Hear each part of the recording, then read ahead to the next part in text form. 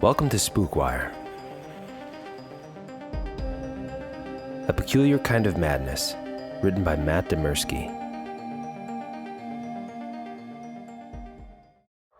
I'd always known that my great-grandma was an orphan, but in late October of last year, she decided to tell me the truth about what happened to her family. We were visiting her for her birthday. It was a tradition in our household, a road trip we knew in the back of our minds we'd take only a few more times. She was turning 98, so that was just the cold hard truth of the matter. In my childhood, the journey to central Iowa had been a fun and lighthearted affair, but now my brother and parents could only maintain strained politeness as we met up and hit the road together. Each of us knew that this trip might be our last. For several hours, we drove through vast open farm fields that stretched from horizon to horizon. My great-grandma's house was down a narrow dirt road, off a wide dirt road, off a gravel tractor lane. As a city boy, it was, more or less, the most remote possible dwelling I could imagine. She was born there, had lived there her entire life, and would soon, well. As we parked in an open muddy rectangle and stepped out to stretch our legs, the constancy of the place surrounded me. Every single year of my life, this house and its land had been exactly the same. The sky was open blue, the earth was a sea of waving gold, and the wind was a smooth river of cool warmth. There was never anything to mar those three pillars of sensory experience except the house, the barn, a defunct old tractor, and the bell. The bell was a simple thing raised high on an old metal crook. It sat out in the fields about a quarter mile from the house, serving as a measure of the wind. If a storm was coming, the bell was supposed to ring, a necessary precaution in tornado country. The only problem was the bell and its crook had rusted over long ago. Every time I got out of the family van from age 5 to age 26, I glanced that direction and felt a sense of unease as my gaze fell upon that decayed artifact. This time, at age 27, I looked over and saw that the bell had been scraped and polished clean of rust. It glinted in the sunlight, practically daring me to look at it. I followed my family inside while struggling with a feeling of dread that I couldn't articulate. Who had cleaned the bell, and why? I tried to stop thinking about it as we gathered in the kitchen and said our hellos. My great-grandma was making tea and shooed off our attempts to help. She was a frail woman for whom movement was difficult, but she'd never let that stop her. "The Wi-Fi password is on a note in the living room," she told us with unquestionable authority. "Go stare at your phones and the tea will be ready in a moment." My brother and I did as we were told, but my parents turned on the television instead of looking at their phones. For a few minutes we stayed in our separate worlds, only returning to the present when my great-grandma brought in the tea. And we had a nice time. That night, when everyone else was long asleep, I happened to open my eyes and see a glow under the door of the guest room I shared with my brother. My parents were in a different room and would not see the same light, so it was up to me to investigate. Quietly, so as to not wake him, I crept out and down, finding my great-grandma still awake. She sat in her big jade leather chair, her gaze on the television. She asked me without looking my way, "You don't fall for this stuff, do you?" "What, like ads?" She pointed her thin little arm at the nearby couch. "Sit." I sat. "I'm going to tell you a family secret," she said softly, finally looking my direction. "It's for you and possibly for your brother, but not for your parents. Do you understand?" I didn't, not fully, but I nodded. "You know I was an orphan for a time, born in this house, lived with my family, but then raised by an uncle after it happened?" She didn't wait for my nod. "I was 10 years old that night. It was my birthday. My mother had gotten me a small cake about the size of your fist. I looked forward to that cake every year, since we didn't exactly have sweets bounding about back then. It was 11 cents, so rather expensive, but my mother got one for every one of us on our birthdays, no matter what she had to scrimp or save. All year long, I saw Mary get her cake in January, Arthur get his cake in March, Eleanor in June, Clarence in July, then Ruth a week after Clarence. Then it was months and months until me, the odd one out, on October 29th. I was so excited for that cake. As the days rolled closer, as the morning dawned, as the hours inched by, I hopped around the house like a bunny rabbit, but I wasn't allowed to eat it until well after supper. I stared at the clock, so I know. Yes, that one on the mantel there, the brass and chrome one. Same one. But I stared at the clock, so I know. Night fell at 6:41. That was the moment bright orange stopped glinting off that clock, and my mother rose to light a lamp. I looked up at her. Now? She smiled and shook her head. My brothers and sisters complained in a chorus in support of me, but she just shook her head at them. Too soon, and she'll ruin her supper. Father came in from the fields not long after that, dirty and tired as all get out. He ate in silence while we chattered endlessly about what type of cake it would be. Under the frosting, who knew? It might be raspberry, vanilla, or even chocolate. We grew silent as Father neared the cleaning of his plate, an event which would mark the end of supper. 4 pieces of meat and bread remained, then 3, then 2, any moment now. He stopped at the last piece, holding it unmoving above the remaining dollop of gravy. We turned our heads. It was the bell. The bell was ringing out in the fields. Father grunted, then put the last piece of food back on his plate before rising. He opened the front door. We braced ourselves for the wind, but none came. He spat on and held up a finger to the night air, then shook his head. He moved back into our lamplight and sat. Arthur asked, "Is it going to storm?" Mary asked, "Is there going to be a tornado?" My mother shook her head, smiled at us, and told us not to worry. No wind meant no storm, but that bell kept ringing. My father dipped his last piece of food in the gravy and prepared to eat it despite the constantly ringing bell, but then sighed and put it back down. He motioned to Clarence. Clarence was the oldest, so he understood. He was nearly a man himself, and tying the bell would be no problem. He grabbed a candle, protected the flame with his hand, and headed out the open front door. My brothers and sisters and I piled up to the window, opening it. We found nothing but absolutely still, chilly air. We watched his little spot of light move out around the house and into the fields in the direction of the bell. The clanging metallic sound stopped, finally, and the candle's little flame hovered next to it for a solid minute. "Why is he taking so long to tie it?" Ruth asked. Eleanor suggested, "Maybe he's having trouble making a knot. Knots are tough."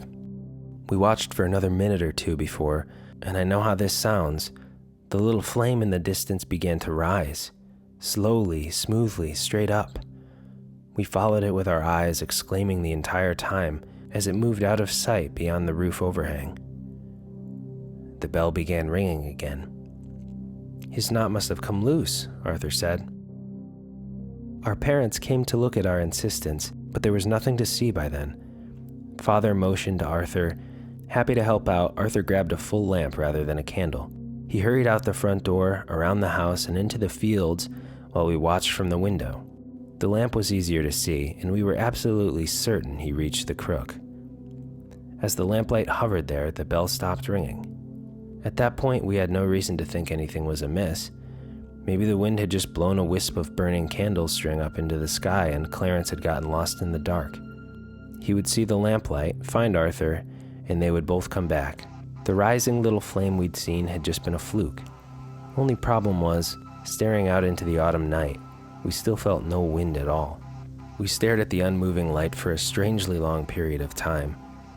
What was he doing out there? Was he calling for his brother?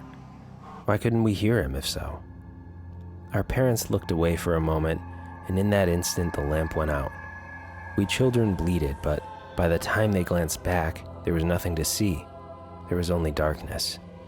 The bell began ringing again. My father began grumbling, but there were no more suns to send out. He narrowed his eyes with thought, then handed Ruth, the oldest girl among us, our main lamp. Our mother laughed. "Ruth, be a dear and go find your silly brothers." Ruth was a little hesitant, but she accepted the lamp. Leaving us in darkness without it, she headed out around the house and into the fields. This lamp was brighter, and we could actually see her carrying hand and her white pajamas in a small lit halo. On the way there, she regularly called out, "Clarence, Arthur, you two lost?" About halfway to where the other 2 lights had stopped, her calls went instantly silent, mid-sentence. "Clarence, Arthur..." It wasn't that she'd given up yelling, the sound reaching us had simply stopped completely. We could still see her carrying the lamp, still see her hand in pajamas, still see her turning this way and that. She even raised the house lamp near her face and we saw her shouting into the darkness. We just didn't hear anything. Nothing except the constantly clanging bell, growing faster in pace and louder in urgency. Mary, Eleanor, and I looked up at our parents with fearful gazes. My father shook his head, speaking for the first time that night.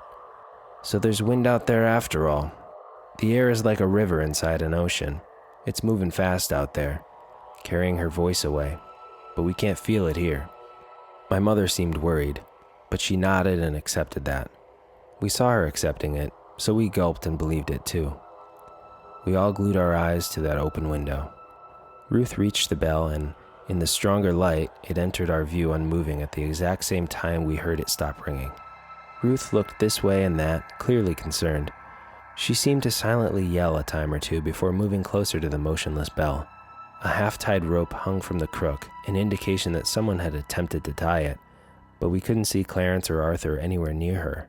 She put the lamp down on the ground to free her hands for tying the rope, but that mostly hid the light among the low-lying, recently harvested stalks.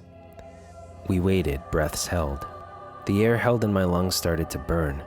At long last, we were forced to breathe again. Ruth's light continued to sit there, barely visible between the broken plants. "What's taking so long?" Mary asked. Eleanor said, "I hope she's all right." Father told us, "She's fine. Damn kids are just playing a game with us." Our mother nodded in agreement. "Eleanor, go fetch your sister, will you?"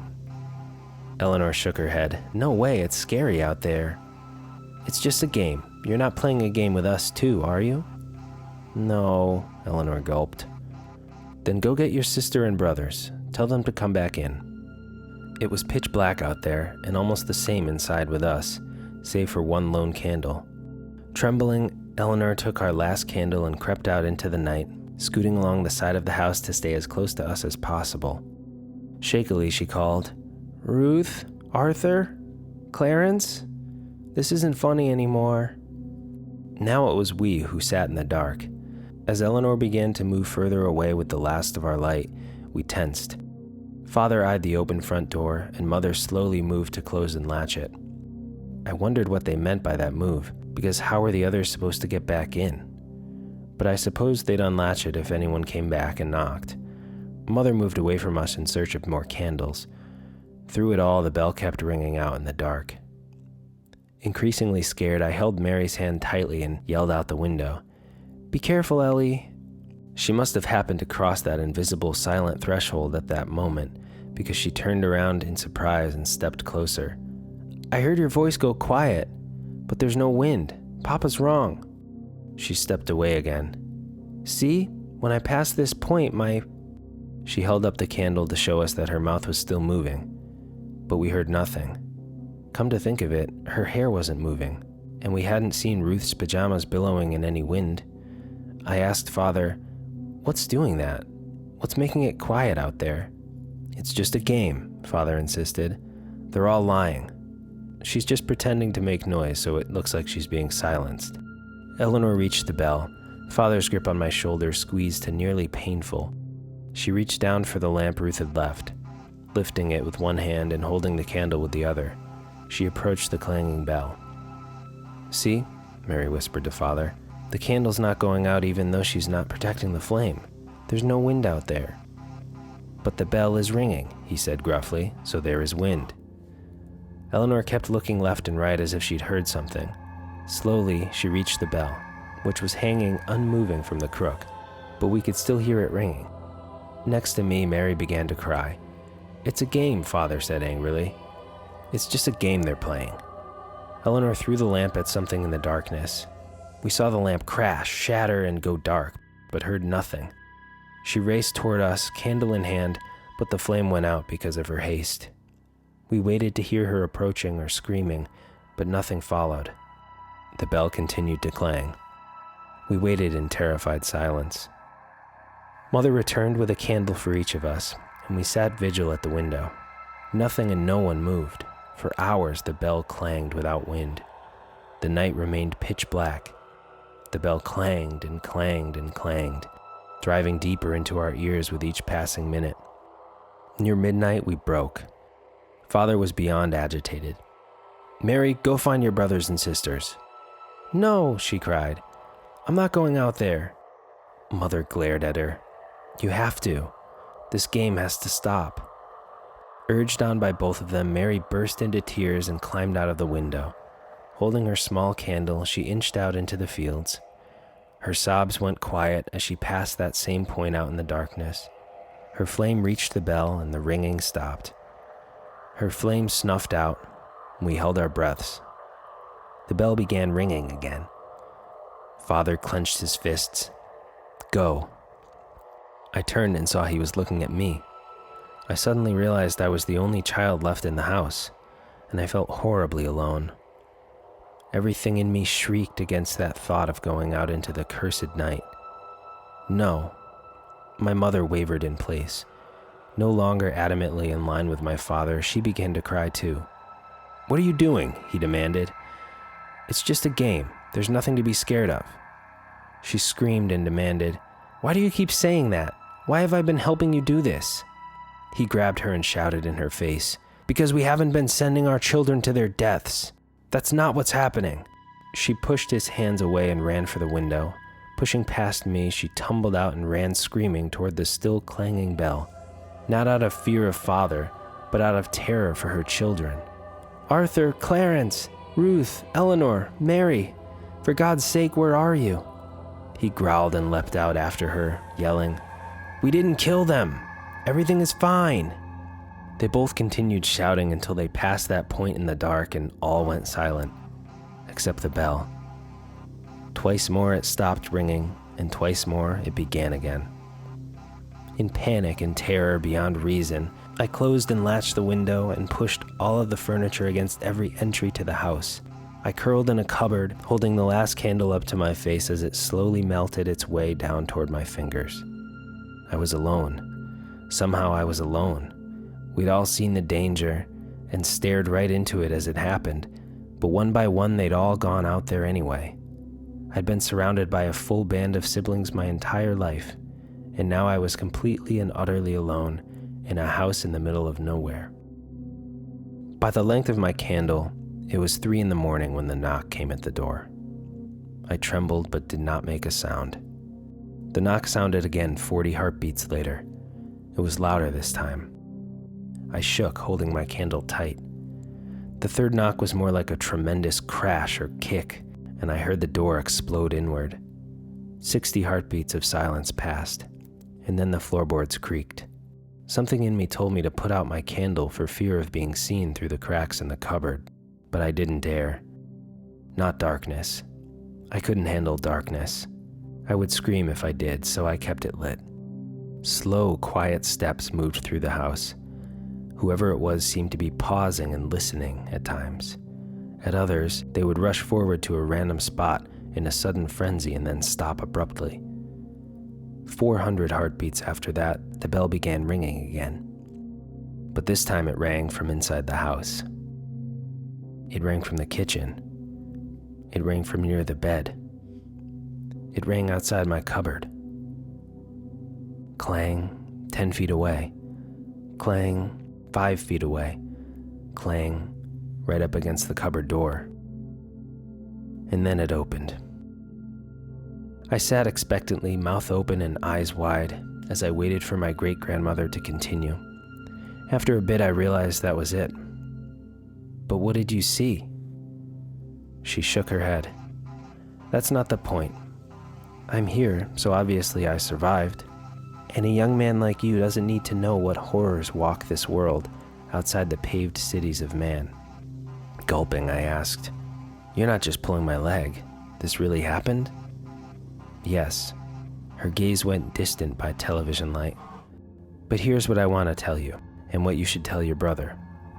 The thing that opened that cupboard door and stared at me from the dark, the thing that hoped to wait out my candle before the coming of dawn, had a bell tied to one of its teeth with a blood-soaked rag, such that it would clang when its mouth was opened for hunting. Somehow, some way, some heroic poor soul managed to tie a warning bell to that thing before they died. We heard that warning bell all night long, and yet my entire family walked out there one by one. We didn't listen because we didn't want to listen. My father knew what he was doing halfway through, but he didn't want to accept what he'd already done. So he did even worse, to continue living the lie. I narrowed my eyes. "What are you saying?" She grabbed my hand briefly. "Fear will tell you to put your candle out, but your head will tell you to keep it lit. Don't give in to fear. You keep it lit, and you'll get through this." Turning my head, I became aware of a sound in the distance. Is that the bell? I was so caught up I didn't notice. "How long has that been ringing?" She just clenched her fist and turned back to the television.